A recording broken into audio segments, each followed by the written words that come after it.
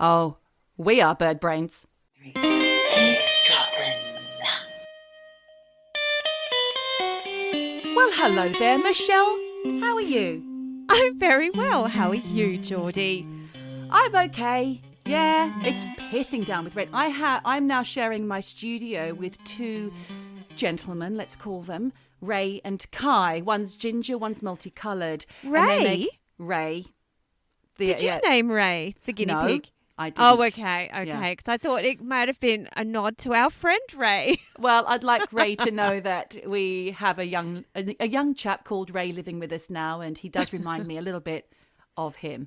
But Ray and Kai had to be removed because they make an awful racket. They're kicking their hay up into my studio space. I'm not sure this is going to work. They're gone. They've currently left the room. Ray and Kai have left the building. Oh, dear. How are you, Mish? Everything all right? Yeah, it's been pissing it down here too, but we've got a little bit of sunshine, so I'm going to go for a hike. I'm going to tell you something I've discovered from my sources. Apparently, it's engineered. Oh, funny. Do you know what? I actually have some info on that. I went to the Black Vault. I looked at documents in the Black Vault. There is shit on that. There's shit on aliens. There's shit on all sorts. Oh, don't we love a Black Vault? I know. It's all coming in a future episode. How exciting. Guys, It is exciting. What I will tell all our eavesdroppers today is that we have had some requests from some very hard-hitting, like long-term fans. So we're not offended, but Oh, no. I'm worried. we have been told by a couple of our firm friends that the last few episodes, maybe 3 or 4, have been very dark subject matter. And who can argue with that? They have been, let's face it. What are you talking about? Cat killers. Cat killers. We've done atom bombs. That awful, news that the Marshall Islands, they're about to drop into the ocean and we're all fucked. Oh, and then there was the one about the piggy palace eating the people. Yeah, okay. There has been there's been a lot. They've all been juice droppers. Juice droppers. So we thought we'd ease up today. And also because Michelle and I have both had very busy weeks. It's the middle of the summer. We have not heavily researched or Googled this episode. What we've decided to do, isn't it, Michelle, is a Q&A from our hardcore fans. Well, indeed. And I've got a few cues for you. Cues!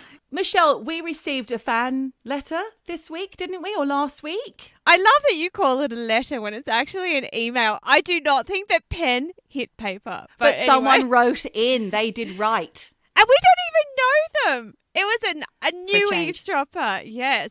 So this is from Louise. I don't know where she's from, actually. But Louise, you're getting a shout out. Shout out. Shout out. Shout out. You're getting a shout out. So she says, I'm new to your podcast, but I'm really liking it. Thumbs up, Louise. Thumbs up, Louise. Thank you for the positive affirmation. I know. And she says, anyway, the alien episode was very good. I love that. It's not just good, very good. Very good. Not brilliant, but very good. Oh. That's all right, Louise. We don't mind. So she says, I have a few things for you to think about. Okay. So how do we know that some everyday stuff we see aren't alien ships? Clouds, birds, shooting stars, could be ships going into light speed. I'm not a conspiracy theorist, but I wonder. Let's stop right there and address that straight away. Michelle, what do you think? Look, maybe not birds, because you can grab a bird and dissect a bird and you can see a beating heart and a brain. Is there a bird brain? Oh, my sister said she was cacking herself last week. She said she was listening and she said, can't believe that guy said you were feather-brained female. She said, what a dick. I kind of can. Well, yeah, he's a dick, but we are a bit feather-brained. Not necessarily female, although we do identify as female, don't we, Michelle? For now. Yeah, so birds, I think, probably aren't. But clouds, shooting stars could be. I think sort of moving maybe a little left field from that is maybe the things that there are things like, how dogs can hear things that we can't hear. Maybe there are things out there that we can't see that actually are in our dimension, our existence. Can I stop you there for a moment? Because I had a thought only half an hour ago. You know, I've been away a lot recently. I've only just returned to my home with my family. Now, when I opened the bin, a whole swarm of tiny flies came out. That indicates to me that my husband didn't take the garbage out before he left, and some maggots were in there. And they've gone through the whole life cycle.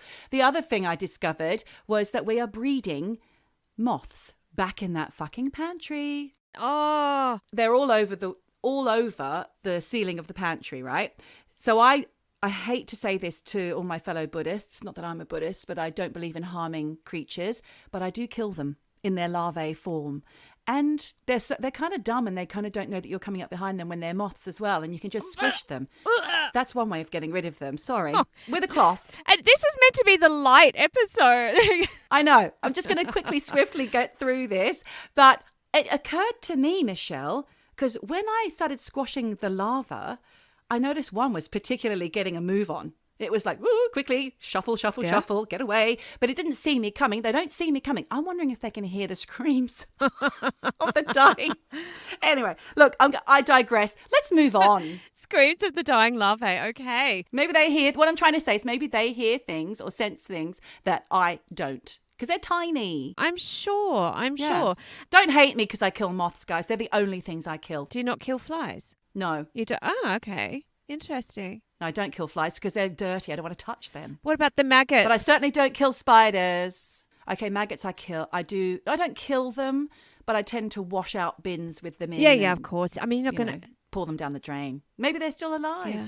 Maybe they can withstand that. They're quite hardy creatures, the fly. Ants. We've got an ant infestation in one of our gardens, and it's not good. And so I thought, oh, look, I don't want to kill them. I might just drown them, which I guess is killing them. That's killing them, Michelle. But apparently they don't die because they hold their breath and they can live. Ants don't die. Well, not from drowning, they don't.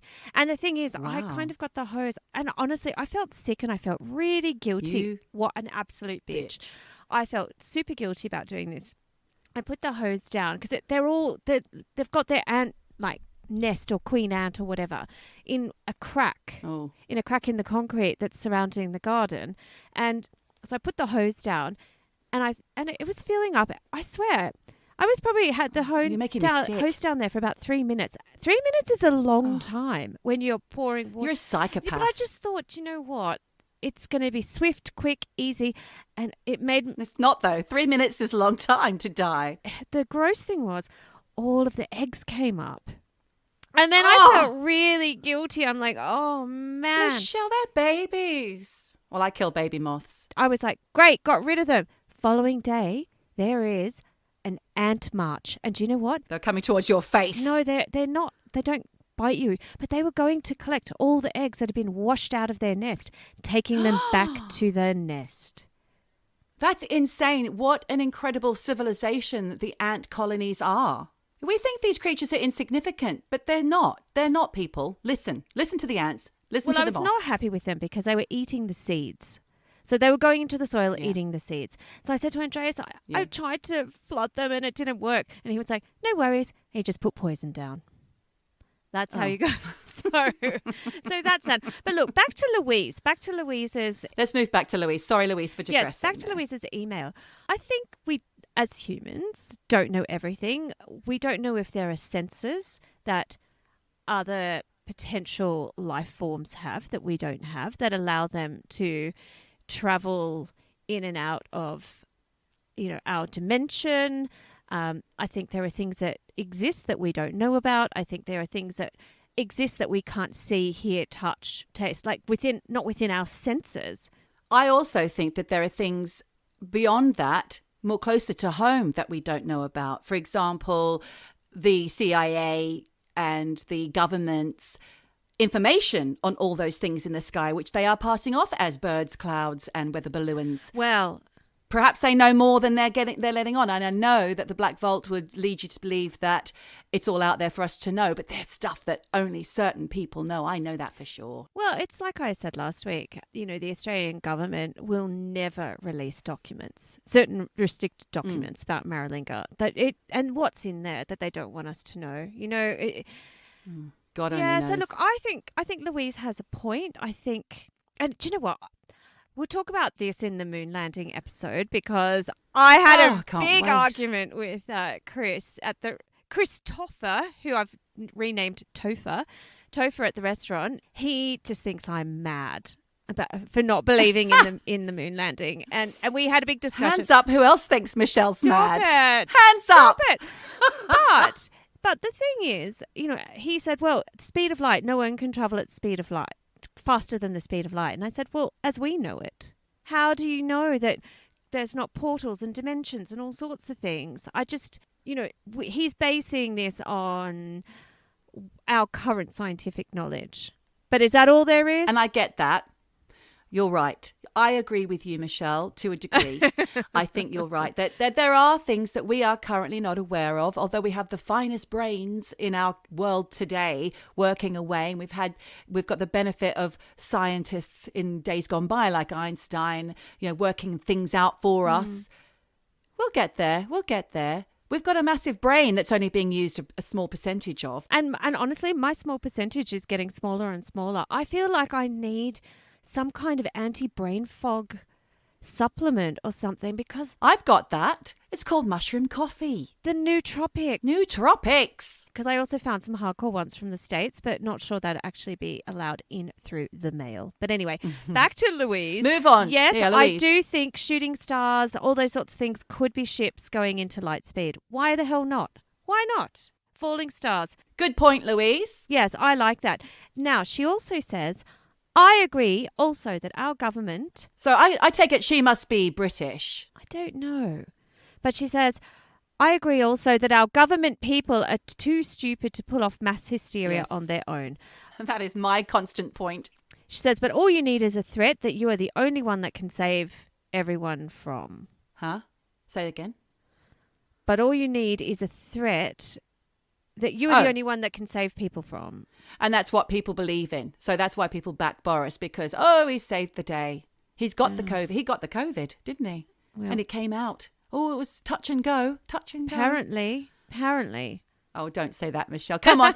We haven't got room for too many conspiracies because there's just so much. We'll just become really untrusting. We can't be like that. We need to trust. We need to... Well, I don't. I have an inherent mistrust. But moving on from that, she also says, look at how fast we were okay with wearing masks, closing small shops, shutting down schools, distancing, no Thanksgiving, no Christmas. This distancing keeps us from forming a group to say, no, we won't conform to you. Social media makes it easier, but it's not private. And then she says, stay beautiful and keep eavesdropping. Nice tagline.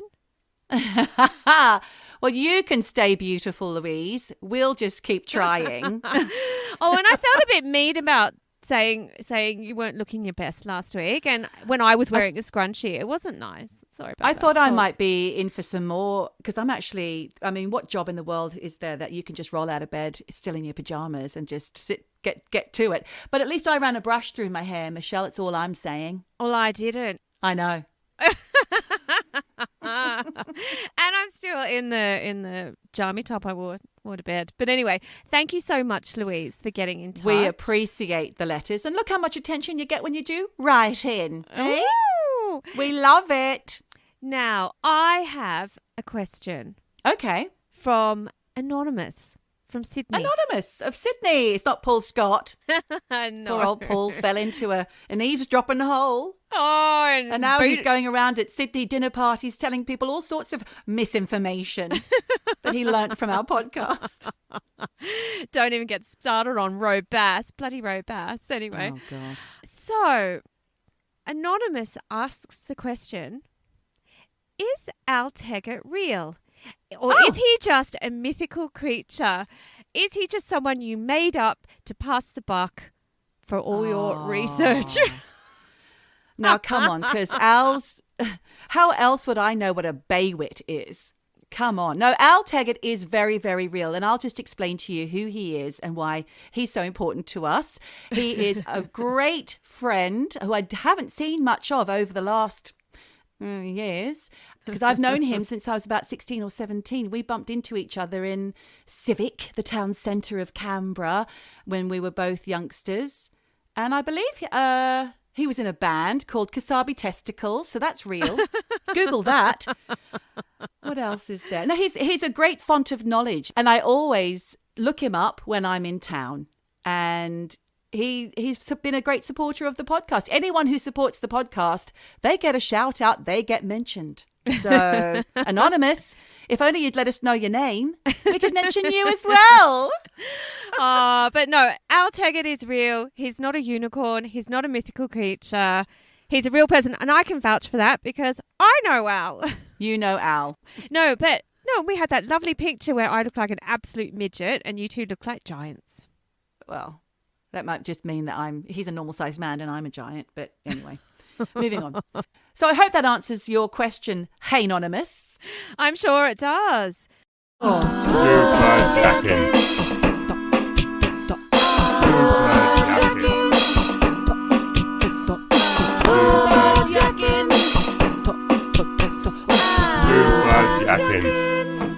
Drop it. So, moving on. Yeah. More questions. Do you have any? I do. Okay. What I have here is we had a suggestion from a listener from the Greater London area. She's a doctor. She works for the NHS. So thank you to Veronica Smith. Shout out! You are a star. Now, she wanted to know when we would talk about feminism. Now, that's a big subject, right? Oh, yes, That's probably a whole episode, and I wouldn't know where to start with that. So in honour of Veronica's request, I thought I would just touch on something very small about it, which is, can you have Botox and be a good feminist? Oh. Now, we all know that feminism is equal rights between male and female, which has come a long way in this country, but not in other countries. So I do feel a bit silly talking about this. But we've got great feminists like Caitlin Moran, who is if you don't know who Caitlin Moran is, she's on Twitter. She's a contemporary of ours, so somebody who's our own age group, I would say. She's actually a little bit younger, but never mind. She's a great mind. She was homeschooled, Michelle, if you know who she is. Do you know who she is? She's a columnist for The Times. Yes. She's also been a journalist for many, many years. Yep. She was homeschooled from the age of about 11 with no formal homeschooling support because her parents were hippies. So they were just basically outside their house throwing mud at the walls and things like that. That's how they occupied themselves, her and all her many brothers and sisters. Right. Then she won an award for writing when she was like 12. And then she went on to win another award. And before you know it, she's 15 or 16 years old and writing for The Melody Maker. Okay. And then before you know it, she's on television, which is when I remember her thinking, why is she on that show with Johnny Vaughan, a show called Naked City about all the greatest music of the time. So it had things like Nirvana and Blur and things like that. And did you think she was good? I thought she was lucky. I thought, why is she doing? I wish I had that job because I loved Johnny Vaughan back then. He was gorgeous. So anyway, she has since gone on to great, great things, and she's a great mind. And I love listening to her on podcasts, and I love reading all her columns. Mm-hmm. Her latest book, which is the sequel to her 2011 book, How to Be a Woman, I think it's called, her latest one is called More Than a Woman. And she writes about feminism in middle age, caring for aging parents, something that I can relate to, having children with a mental illness, which I think she's experienced with her daughter who had, I think it was an eating disorder of some kind, and the very real struggle of coping with horrific hangovers over the age of 40. Now, who else can't handle drinking half a bottle of gin on a Saturday night and then it's with you for the rest of the week? I don't drink for months after one night of drinking just because I can't stand it. Anyway, she then goes on to talking about her wardrobe going to shit and having to shop at Toast. But the most controversy was heaped on Caitlin when she confessed to getting Botox. Right. So what were the comments that she had to endure? The trolling, I imagine. Well, it would have been just loads of trolling on... I mean, I know at some point she actually staged a 24-hour ban on Twitter. Like she came off it in protest because she wanted Twitter to take accountability for the amount of anonymous trolling that people like her would have to put up with. And I'm sure she could probably... I'm sure she can't handle it, but she's got controversial opinions and people are always going to come back at you in a cruel and horrible way. And I don't know any specific things and if I did, I wouldn't say them, but she did make a stand against. And I don't know where that came, but I do know that people are taking more notice of trolling and things like that now. I mean, you should be ashamed of yourself. If you want to say something, why not put your name and your face to it, for fuck's sake? What's wrong with you? But it's still... Why do you have to put it Robust. out in public? Joking. I don't mind his comments, really. Oh, I know. It was very mild trolling, to be fair. Going off topic for a minute, my husband's a big fan of the app Next Door, which is where your local area talk about things like, oh, there's a dodgy looking man taking HelloFresh boxes from the front porches, or there's a guy going around opening doors of cars, or I am incensed. Cyclists riding on the road and not putting their hands out or whatever. You know, there's all kinds of people incensed of Berrylands and things like that. So my husband often, threatens to write back, and I say, just don't, just let them be angry of Zermatt. Yeah, don't engage. Anyway, so she's a feminist, and in her first book, which was How to Be a Woman from 2011, she denounced celebrities and their Botoxed faces as losers and cowards. Now, some of us may feel that having Botox is cheating, and we might just think, why not just level up the playing field? How do you feel about Botox, Michelle? I think it's a deeper conversation than just Botox. I think that is just a very small element of a bigger topic, which is women being unhappy about how they look and the societal pressures, but also women being ashamed of the way their faces age. I don't like it. I don't like it at all. In fact, you'll see your birthday gift in the mail addresses this very issue. Oh, I can't wait. But look, it is a really complex topic. It's not as simple as can you be a feminist and have Botox, because absolutely every single individual woman has their own reasons for getting Botox or not getting Botox, for having some kind of surgery, not having some kind of surgery. And there are many triggers, many reasons that women feel dissatisfied with their looks. But I'm really torn because, it even goes down to dyeing your hair in a way. Like, yeah, absolutely. Dyeing your hair, there's been the grey movement going grey. I wouldn't let my greys come through. I don't like it. No, but I just don't like it. No, I think it's horrible. You. I'm not a big fan of your greys. Thank you. I remember my friend Jess, he always used to say, I found my first grey hair today. And I'd be like, oh yeah, where? And he's like, pube in my kebab. Pube in my kebab. I was like, you're disgusting. Anyway, listen, going back to Caitlin. Yeah, just to round off on this, I think you can be a feminist. Yeah. And still want to feel good about yourself. Of course. If you feel good about yourself and a little bit of Botox makes you happy, what's the harm? Are you hurting anyone else? No, I don't even need to tell you the rest of my story now, because that's the upshot, basically. You're not hurting anyone else. Why do people have to get up in arms? But anyway, listen, going back to Caitlin, one day she looked in the mirror and she didn't like what she saw. She said that she had a sad face. She looked a little bit like a miserable gnome. Years of being hunched over the computer has caused it to just kind of fall in a certain way. So she went about buying facial Now, we can relate to this. Facial exercises, serums. Oh, the face yoga. Silk pillows. Yeah. She necked supplement after. I mean, I rattle when I walk at the moment, Michelle. Expensive facials, which I find. I did think about that last year, but then I thought, fucking, I'm just going to get Botox, which I haven't done, by the way, yet. Anyway, a friend of hers convinced her that all the natural-looking celebrities were actually going under the needle in some form. So Caitlin signed up. £200, and 10 minutes later, if you think about that, you could spend £200 in 6 months on just beauty products. Yes. I think it's actually quite a good deal. Tell us who you went to, Caitlin. Not only was her face relaxed, but other parts of her body began to relax as all that tension that you hold, because you can hold tension in your jaw. and that then travels down your neck to your shoulders, gives you headaches. I know a friend who gets Botox because of migraines, and another who gets it because of Bell's palsy. So there are medical reasons to get those things. Well, in Australia, you can get Botox in your, what is it, your mandibular? Anyway, the jaw, basically, if you grind. Let's just call it a jaw. Okay. Because I grind, and I was thinking, I would love to get Botox just to relax that muscle so it's not constantly tense. Stop the incessant grinding. Well, I was telling Andreas, and he, he's got a strict no Botox rule, and he says, I don't care if it's for your jaw. If you get Botox, we're done.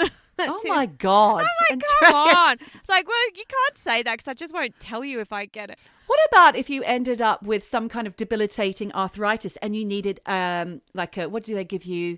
Cortisone injection. Oh, well, that doesn't plump out your face, so I think that's no, all right, but it gives you it eases your muscles and movement, and maybe because of this mandible grinding that you're doing. Yeah. Oh, I don't know. I think he's a bit rough on the old, know. Yes, but look, I've got loads of friends. I mean, look, working in the magazine industry, every single person had it, and they all had all sorts of things. We even had the extreme beauty girl who went and had like hair follicles from the back of her neck put into her eyebrows because she plucked too much when she was a teenager. I've done that. And then she was one of these women who had like no chin. It just went straight from chin to neck. So, she was like, I don't want this, no chin. So she had all these surgeries and everything. And it was all documented at Elle magazine. Wow. She got it all for free and whatnot. And I think you probably can get addicted to all this stuff. But honestly, I remember actually someone had lost loads of weight, this woman I'd met, and her face was, you could see it was quite baggy. And she was like, I feel like I'm being punished for losing loads of weight by having this old saggy face. So she went and just had loads of fillers, and she just felt great about herself. She felt really good. And another friend who was a smoker went and had all her smoker lines filled in, and she just felt fantastic. I didn't really see that much difference, but she really did. And she felt great. And you know what? Who cares? If it's not hurting anyone, do what you want. Exactly. But the other side of the story is, why do women feel pressure to feel a certain way? Well, because that's the way we're conditioned. Yeah, but we're not going to go into that today, Michelle. But anyway, Caitlin has had actually a turnaround, despite having this wonderful feeling of her face going on a mini break. She then kind of had a bit of a turnaround, and she has since written columns where she says, referring back to her stance on Botox in her last book, she's kind of gone back on it a bit because of the Friends reunion. And we spoke about this once before, didn't we? Yeah, but I haven't seen it. You haven't seen it. Right, so we've got puffy-faced and slightly death-masked looking beauties like Courtney Loves Cox and Jennifer Aniston compared to Lisa Kudrow, who doesn't appear to have had any... I mean, she always looked older anyway and more real in the show. Yeah. And now she looks the most natural and the more beautiful, and you feel more comfortable settling your eyes upon her face. Unlike the other two, it's a little unsettling to especially Courtney Cox. She was so too much. Gorgeous, but I know they go too far. They go too far. It's the addiction thing. And then there's, moving on from Caitlin Moran, we have another. I've also got a few other people that have had Botox and who aren't ashamed of it. Well, because I just wanted to chime in about a blogger that we both follow. Does my bum look 40? Oh, yes. Yeah, she has it. And she had all those tweakments done. Yeah. And you know what? Slowly, her face has morphed into something a bit weird. Have you noticed that it all looks a bit strange? I don't know. So I think you can go too far. Because she was, she's obviously a little bit insecure, I would say, because she's getting all that Invisalign and everything. Although, to be fair, I am thinking about getting that because of this grinding issue. But anyway, not Invisalign, but I need to go to an orthodontist. You need to just chomp down on a bit of wood of a night time. Get Andreas to strap a bit of wood into your mouth of a night. I don't want to hear wood and strap on in the same sentence when you're talking about putting something in my mouth at night from my boyfriend. Thank you. Oh, dear. Apologies. All right. Apologies from me. Apologies to you. Why do I always sound so Australian? I'm going to talk about Marion Keyes, that hilarious, fun-time Irish novelist. She's so much fun. She's on Radio 4 at the moment, a little chit-chat with her and her friend. It's great fun. She writes romance novels, I think. Yeah, anyway, she says... And so does my friend, Zoe Folbig. And yes. Yeah, they're all of a level. Big up! Big up Zoe. to Zoe. Big up. The Night We Met is her latest book. She sent it to me in the post. Plug! Well, yes. She sent it just in the post to me, along with a care package. The most unbelievable care package. I literally was just chomping on a veggie Percy pig. Amazing. Oh, for some reason I thought it was the Marmite flavoured Percy pig. I don't know why, but it's not, because I thought you were going to say Vegemite.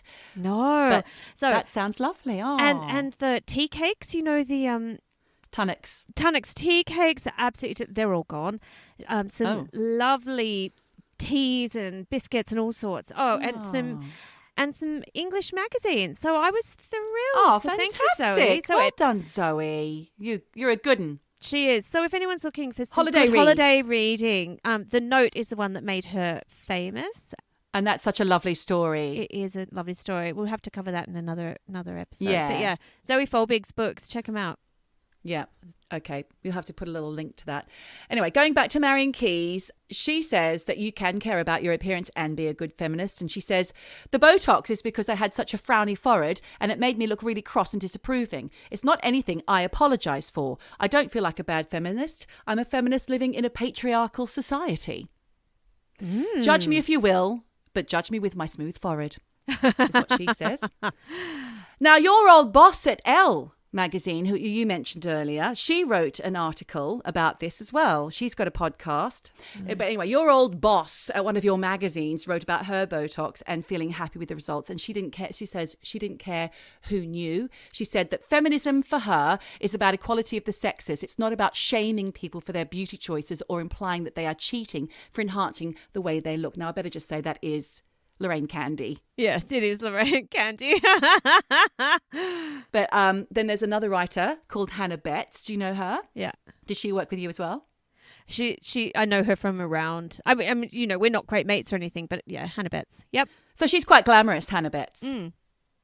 She says, I have never understood the notion that taking pleasure in grooming negates one's ideological affiliations. I'm a feminist whatever I do, however I look, and to imagine otherwise is a ridiculous anachronism, a reduction of a global political movement to an outmodedly Puritan stereotype. Well, I'll tell you something about Hannah Betts. Here we go. It's not actually about Hannah Betts. So when I was single, if you can cast your mind back to when I was single, and all those years ago. Yes, and I had a string of dodgy dates in my time being single. Yeah.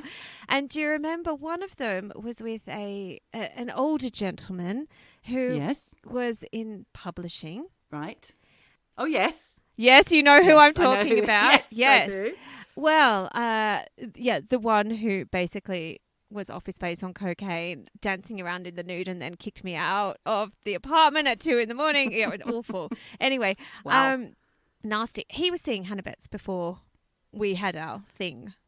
Oh. Yes, and he was saying, "Oh, you know, she's amazing," but it didn't go so well. But honestly, I think it was him, not her. But who knows? There you go. Yeah, sounds like it. Hannah, get in touch. We'd love to know your stories about this gentleman. I think you know who we're talking about. Yes. So that is it. And going back to what you said, ultimately at the top of this subject was basically, who gives a shit what you do to yourself? It's up to you.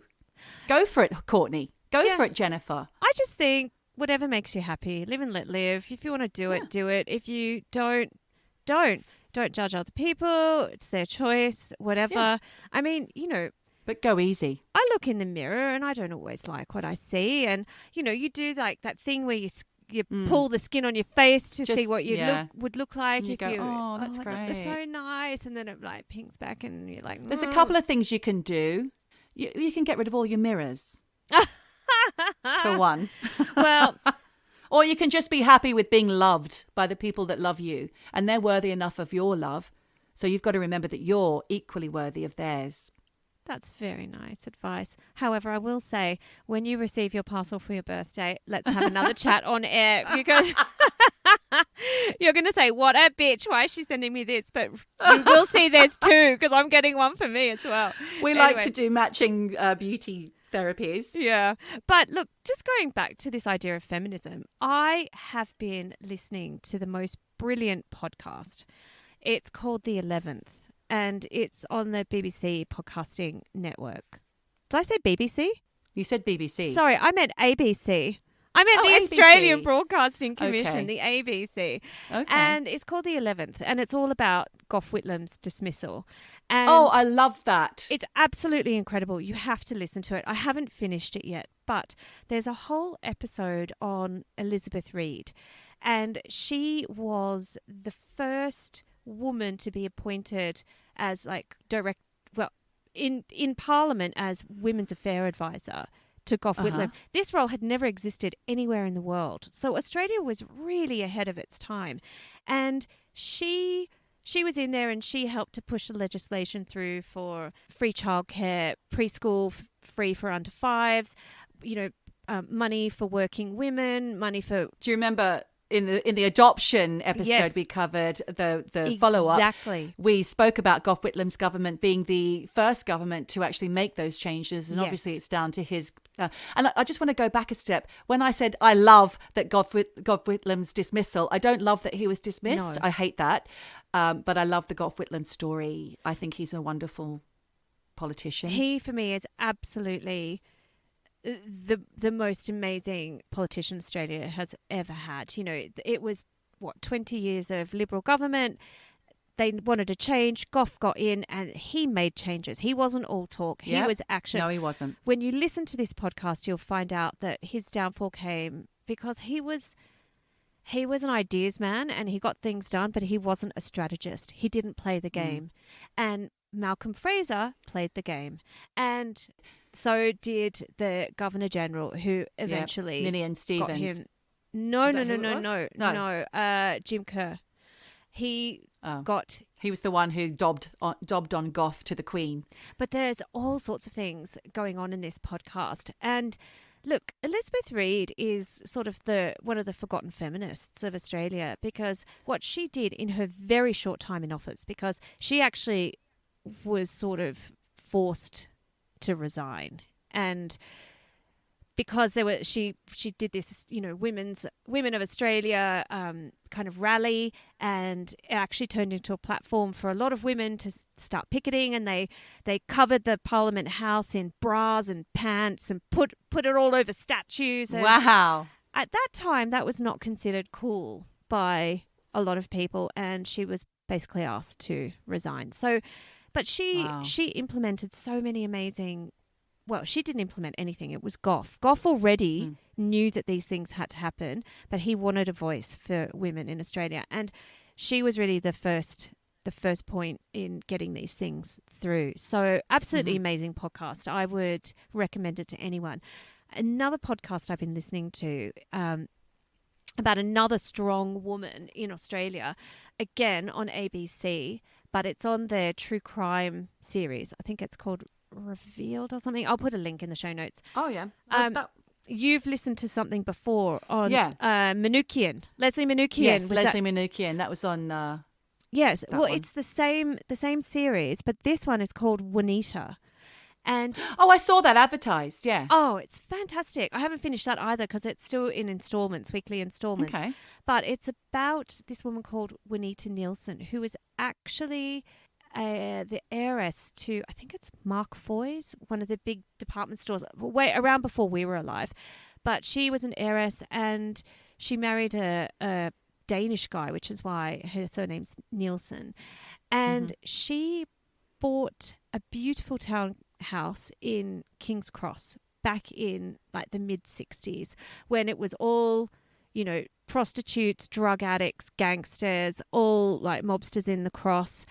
And she started a small newspaper, and she decided to try and stop the development of the Cross, because they wanted to knock down all of these heritage houses and put up big high-rises. Oh. She got in the middle of a fucking shit show. She has never been seen. She got murdered, and now it's the daughter of one of her sisters. So one of Juanita's sister's daughter is investigating this, and it is really fascinating. So again, strong woman who was squashed for her beliefs and her. God. Yeah, so really, really great. Two docos. Thanks for those, Rex. Yeah, really Michelle. good podcasts. Have a listen. And in fact, I was talking to Jen about this, and she said, "Oh, I don't remember this." Going back actually more to Elizabeth Reid, because she mentioned Joni Morosi, which is also what they talk about in the 11th, and she was this beautiful, very like exotic looking woman who had an affair with Jim Cairns, who was deputy prime minister at the time. And she was absolutely slammed, racist, awful. And in fact, if we look at some of the headlines for Elizabeth Reid, they would say things like, Elizabeth Reid, 33, who doesn't wear a bra, said blah, blah, blah, blah, blah. I mean, and they a braless Elizabeth Reid says. Yeah, which we laugh about now. But at the time, that really made people go, oh, what a disgusting woman, you know. No bra? No bra. Yeah, Mum was saying, oh, I don't remember anything about Joni Morosi. All I remember is that woman, Jan, someone, and she did point me in the direction of this. I remember Jan from Play School.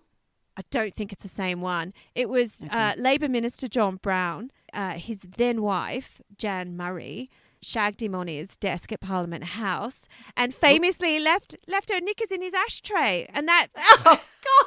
The swinging 70s. Yes. Wow, guys. Just think those people are either dead or in care homes right now. And they were running the country. So they were running the country. But isn't that happening right now? That's happening right now in the Australian Parliament House. They're all shaggers. Bras are being left on photocopiers and parties are carrying on and there's all sorts of nonsense. I know. So yes, they were my two top tips as we were Amazing, talking about Michelle. feminism. Yeah. Do you have any poses from any of your fans? Well, Our fans? Well, actually, I did have a conversation. This wasn't a conversation. Neil the scientist had been messaging me, and I must have had a few drinks, read it, and then forgot to reply. But he says here, it was after our aliens episode, and he says here, if you have Netflix, you can find that movie on Dodgy Bob. Now, I haven't looked Bob yet. Salazar. No, that's not his name. Bob Lazar. Bob Lazar. What did you call him? Salazar. What? Balthazar? Salazar. Salazar. My son's doctor is called Dr. Salazar. Okay, it's not your son's doctor. Not him. Not her. No. But yeah, there's a movie on Dodgy Bob Lazar. He said it's actually quite interesting. And then he goes on to say there's another one about some dude that got abducted by a UFO for a week in the mountains in the USA somewhere. And there's all these hillbillies that actually sound fairly credible talking about what happened. Did we not cover that? What? In the beginning, like in the very beginning of Eavesdroppin, we talked about a chap who was taken for 5 days. He was with his logger friends and he was taken and then he was returned. And his logger friends didn't help him, but they saw him being taken. And then he turned up 5 days later and they did that film Fire in the Sky based on him. Well, this is ringing bells. Yes, maybe it's the same one. Look, Neil, if you're listening, can you do the Googling? Get in touch. Tell us what these two series are because I haven't had a chance to look. Yeah, I'd like to look. Now, then he goes on to say, there are memes going around lately saying, what if aliens are just billionaires from another planet? Well, that makes sense. Now, look, that's a little bit in line with what Louise was saying earlier. Yes. In her email, right? So what if aliens are just billionaires from another planet? I can get behind that. Yes. And he says especially with all of our billionaires, they look a bit spooky. They do. And what's their... If they're our representatives of the human race, I'd be concerned. Having little wax-faced, what's his name, up there. and then smiling Dickie B. Richard Branson. But the waxy-faced one is the one that's married to a pop star and they've got a child with, with Elon an Musk. unpronounceable name. That's it. Yeah. Waxy-faced. Waxy Elon. Well, I mean, honestly, I'd love a Tesla if I could, but who can afford it? quite frankly, although they are making solar panels. So I'd be interested to see if they're actually any good than the ones that are out there at the moment. But Neil does go on to say about these aliens being billionaires from another planet. He says, I'm prepared to believe this is true.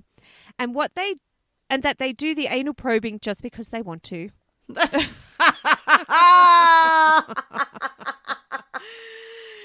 Well, that makes a lot of sense to me, Neil. I'm on board with that. I'm behind you. I'm on board with that too. I mean, it's just a bit of fun. It's a bit of fun. What's up there? Yeah, let's have a look in that chocolate canal. Well, we know what's up there because we did it to the last 500. Yes, but let's just do it. That's what we do. What are you doing this summer, X? Oh, I'm going to Earth to just have a look up some bums. Do you know what? Maybe it's like, hey, we say, we're going fishing. They're like, I'm just going anal probing. That's just what they do. That's their little pastime. Been anywhere nice this summer? Oh, just back to Earth for a bit of anal probing. You know. Have you been anywhere nice this summer? Yes, up 500 assholes. It makes a lot of sense. So there you go. Thank you, Neil. Thanks, Neil. Speaking of series, and Neil was talking about these Netflix series, my sister Steph and her partner Dom were telling me about this amazing documentary called The Hunt for the Skinwalker. Ooh. Well, it's bizarre. I tell you right now, I haven't seen it yet, but it's on my list after speaking to my sister about it because she said there is a ranch in Utah, which is basically Area 51 that they don't talk about, right? Okay. So it is a hotbed for paranormal activity. And who else is in this documentary but Robbie Williams? Who's because he's a believer. He is. Yeah. He is in this documentary the whole way through. He's on Skinwalker Ranch. He's there doing all the stuff. And my sister said the upshot of this documentary is they think this particular site, because it has all of these unexplained things, and they also think the Pentagon are holding papers back about Skinwalker Ranch. Yep. But she seems to think the upshot is it's a portal. This is the portal where the aliens come in and out into Earth. That's why. They've found like a rip in God knows what. The dimension, I don't know. The seam, yes. So who knows? But again, it's now on my list. And our friend Jeremy Corbell is apparently on this as well. I bet he's all over that. Yeah. Yes. Yeah. And probably they talk about dodgy Bob Lazar too. So We've got a lot of research, or AKA Netflix watching to do, haven't we? We do. And I still need to watch Chernobyl. I used to say Chernobyl, but okay, you can say that. I think you can say either way. Chernobyl. Well, Al Teggart, get in touch if you're real. If you're really real. Yeah, he's real. He's real. He's real. He ain't no unicorn. Well, maybe he's a unicorn, but anyway. He's quite magical. Oh, that's true. Now, I also had a request from my sister. Okay. She said, we have not heard from Hazel, the psychic real estate agent, in some time. Where is she? How's she going? Has she got anything else for us? I'm going to reach out to Hazel. She's been quite busy recently. We all have. Making millions of dollars in her small startup business. Yeah. She's been smashing things. Good. And she's moved house. So I hope I'm not revealing who she is. But I'm going to get back in touch with Hazel and ask her for any new leads or stories. She's got hundreds of them. My sister absolutely loves anything to do with Hazel, the psychic real estate agent. So we're up for it. And I also had a little... Well, if your sister ever thinks that she might move to the south coast of New South Wales, then Hazel can sort her out. Yes. Well, who knows? It could be a possibility. She is looking to move. And then Jen, who you pointed out... Dear Jen. I'm your crazy friend. Jen wrote a post on my Facebook saying, for anyone who hasn't seen this, I'm going to misquote Jen now. For anyone who hasn't noticed, my daughter, No, hang on.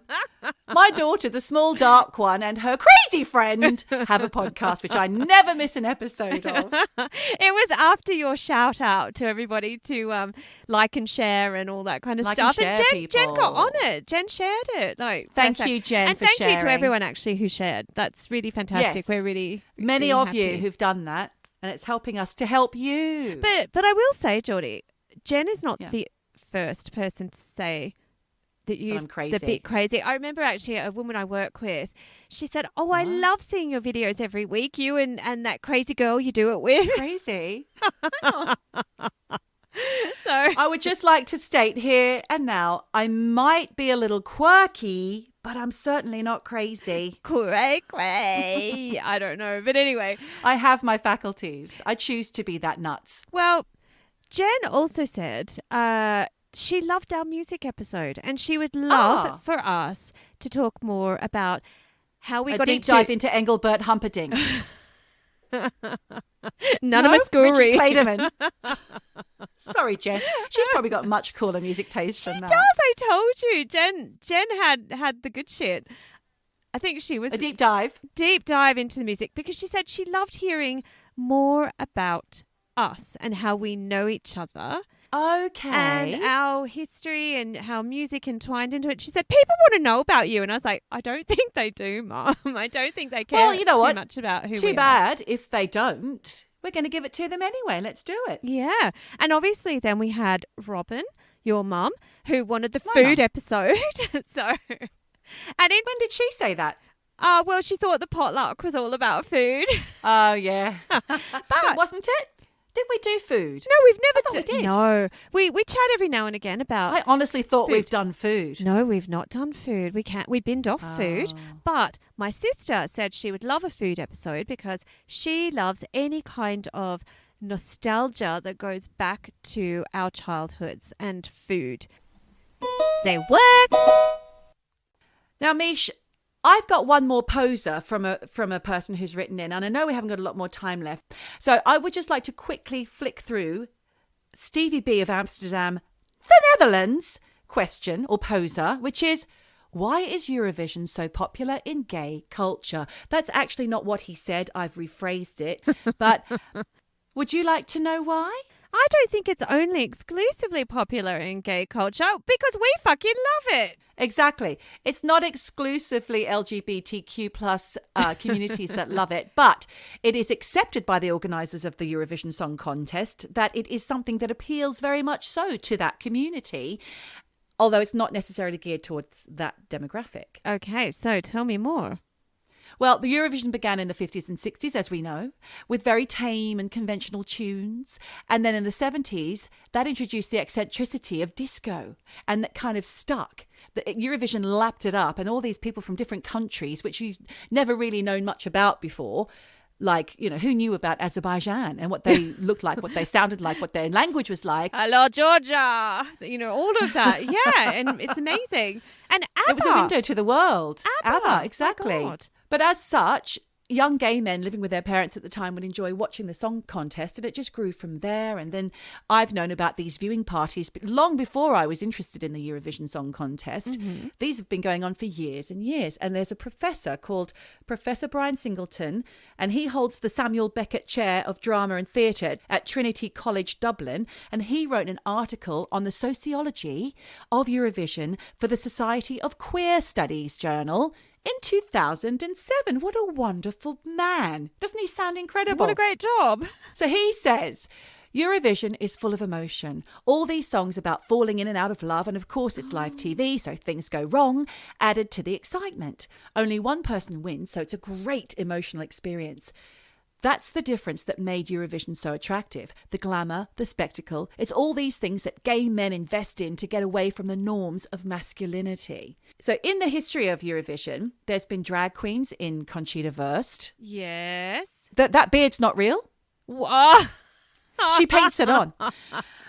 There was a lesbian kiss in 2013 with the Finnish singer Krista Sigfrids, who kissed her dancer while performing Marry Me. So she's singing all these words. I watched the video. She's singing all these things like, I'll change my last name, I'll go skinny, 6 weeks before the wedding. And then at the end, she's got all these men picking her up, and then suddenly they go to the back, and then all these women come to the forefront. And at the very end, she kisses her backup dancer. Oh, Leslie Snog. Leslie Snog. And then there's a transgender champion in Dana International who won some years ago, I can't remember, in the 2000s with this wonderful anthem. And she was transgender. She took years to get on, by the way. She'd been internationally renowned, like she's Israeli. They didn't like the fact that she was transgender. So it took a long time for her to win them over enough to be put forward. Her country, that is. Yeah. And then she came back some years later with a song called Ding Dong. And I want to know, what is with all the ding dongs in Eurovision? When that woman was doing Marry Me, there was a big thing saying ding dong at the back. And in the chorus, she was like, there's a ding dong in the chorus. And people are holding placards saying ding dong. Plus, there was Dana International's song Ding Dong in 2011 or something.